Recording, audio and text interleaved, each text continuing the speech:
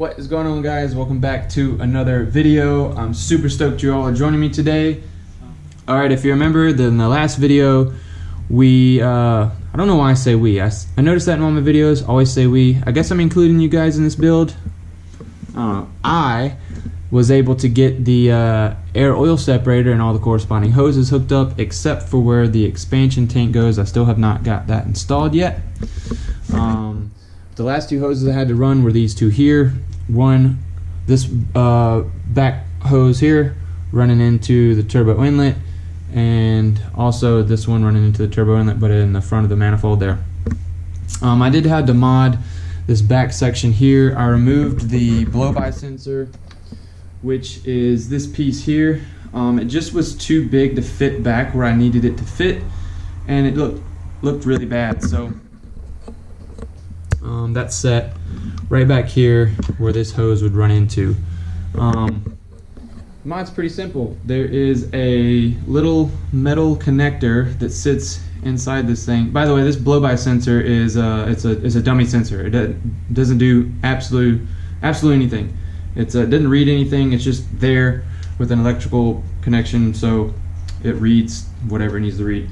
Basically, you pull that pin out and you take and stick it into the connector here, and then put some electrical tape or get some heat shrink and put over it to make sure it doesn't get filthy and dirty and it stays really clean. So that's that. Today I need to make another grounding cable for this side. I need to go through and make sure everything again is tightened down to what it needs to be tightened down to, make sure all the hose clamps where they need to be, make sure I got all the zip ties where they need to be, and everything is spot on. Make sure I hopefully can avoid any type of vacuum leaks, which would be great. After that is done, I need to put on the downpipe, running basically. Anyway, all that said, let's go ahead and get started finishing up the engine bay today.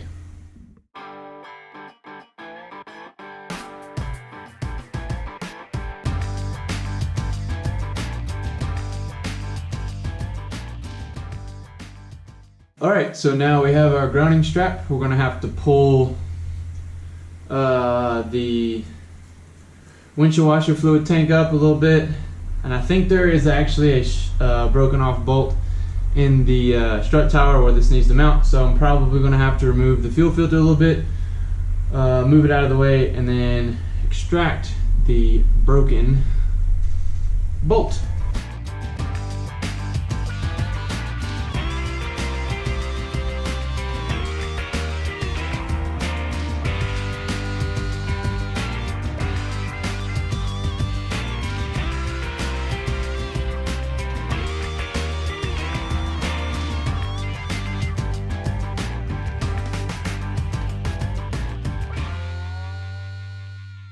Alright, so it turns out that there's just a regular nut on the back side of it. So I should be able to just punch it out. I'll have to find that out here in a little bit. I'm going to take the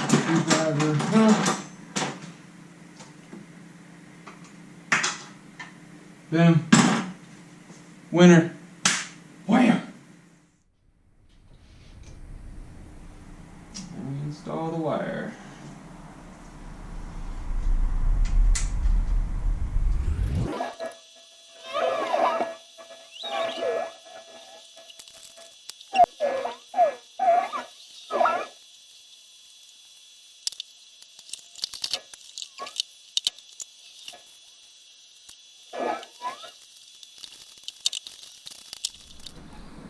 Okay, so apparently I did not plug the GoPro back in the other day, and the battery died. It's one of those things, you just gotta pay attention to it. I'm not doing it. Alright, so let's try to pick up where I believe I left off. So I'm pretty sure I showed you guys that I got this all squared away. I got the grounding cable that runs from the TGV here to the strut tower here. I got it made. I got all of the fuel and everything system put back where it needs to go. This is all set up like it needs to be. And I was going to move over to the passenger side. So in the middle of it, I guess right here is where I guess I, kind of left off. I got the alternator installed and the belt put on. Pretty simple, just bolt here and put your adjuster here on, adjust the belt like it needs to be. I got the starter wired in completely as it needs to be. Got the piece here with the nut on it. I got the electrical connector here put on like it needs to be, and another grounding cable put in. So today we're going to get the expansion tank put on. We're going to connect up the wires that need to be connected here. Put the transmission mount that I have on. Put the downpipe on. Hook up all these vacuum lines and ports that need to be hooked up, and then get the top mount on, and then hopefully get the radiator installed, and that will basically be it for the engine bay. Then I have to worry about getting everything buttoned back up into the center console because it's still kind of all strode all over the place. So let's get started, shall we? But first, oh yeah. Yep, gotta have the coffee. Gotta have that black gold, son. Gotta have that black gold.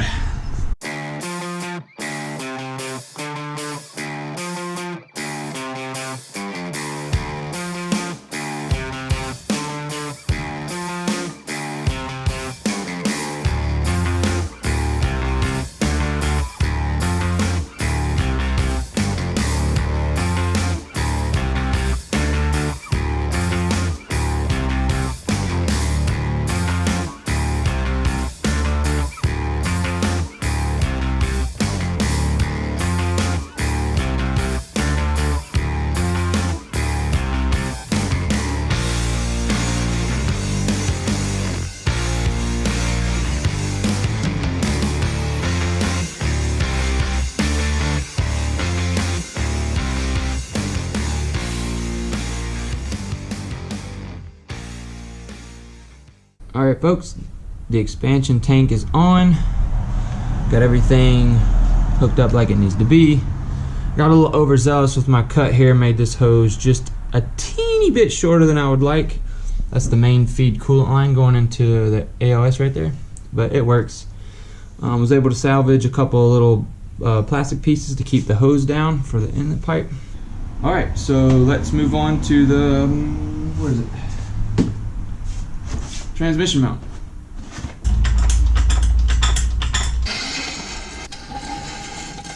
Alright, so here we go with the transmission mount. There's two 14mm bolts here, two on the other side. We got two 14mm nuts right here, and there's two 14mm bolts right here.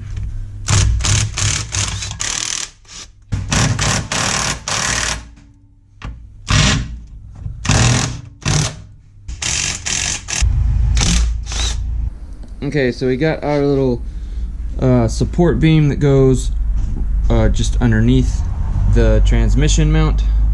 The transmission mount is right here. It sets in like this.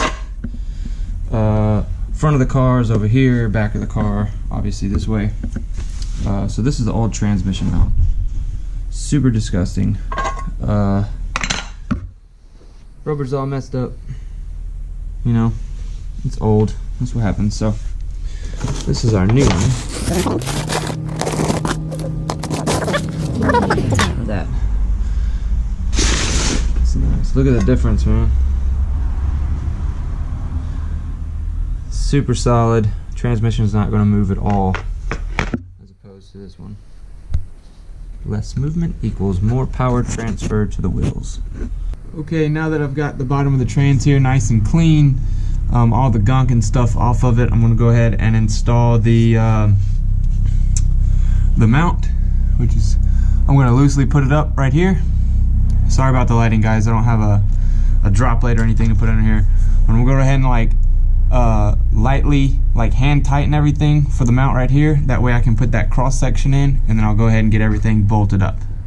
Alright, ladies and gentlemen, that is the install of the transmission mount. So just a small recap on that. There are two 14mm bolts here that go directly to the bottom of the trans mount. There's two 14 bolt or nuts here that you got to drop, and there's two 14mm bolts right here. You pull this whole section right here out, and then you can drop the transmission mount. But you do for sure want to make sure that you support the transmission when doing this, so it doesn't put any kind of weird stress on anything or break anything. So now that that's in, let's move on to the downpipe. I'm gonna go ahead and replace the heat wrap on it because this stuff looks pretty used, and it's kind of scraggly, and then work on getting it installed.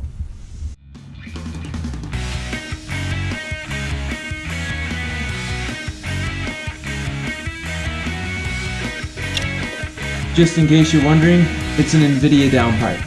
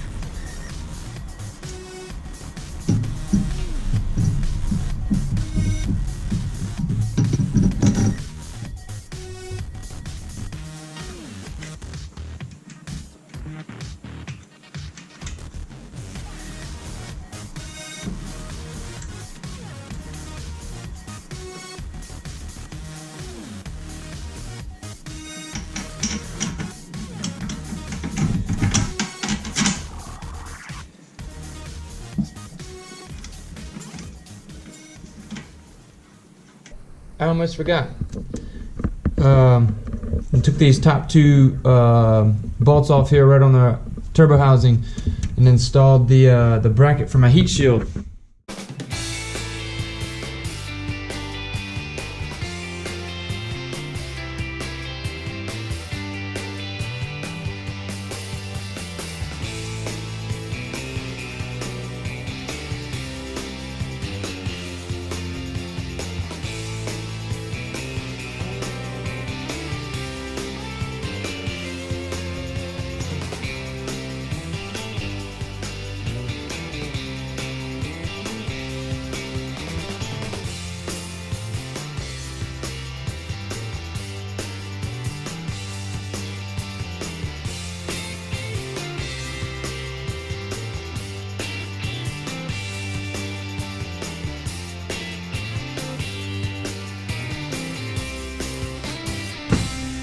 That is going to wrap up this video. I hope you guys have enjoyed it. I certainly have. I love working on this thing. It's a lot of fun. Next episode will be putting in the radiator, getting the intercooler put on. I got to get a battery. I don't have a battery. Basically what I'm saying, next episode it's going to be running. It's going to be running. That's what's going to happen. So if you guys like this video, make sure you smash that thumbs up button. Go ahead and hit that subscribe button if you have not already. And I will catch you guys in the next video. Peace.